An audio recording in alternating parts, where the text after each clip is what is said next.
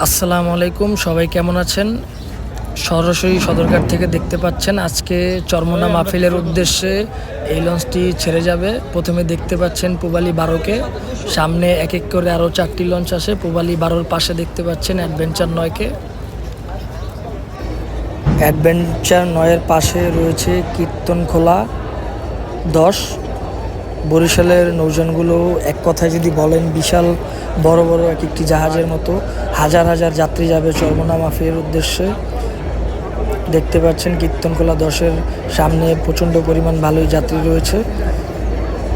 মুসল্লিরা অলরেডি কীর্তনখোলা 10 লঞ্চে প্রবেশ করছে। তার পাশে রয়েছে পারাবত 12।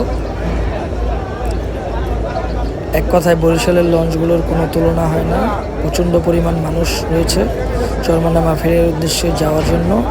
আজকে রাত্রেই ছেড়ে যাবে এই 5টি লঞ্চ একসাথে বরিশাল চরমোনা মাহফিলের উদ্দেশ্যে।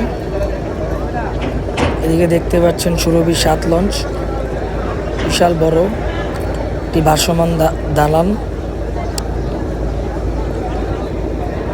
চরমোনা মাহফিলের এই দিকটায় প্রচণ্ড পরিমাণ ভিড় রয়েছে। দেখা হবে অন্য একটি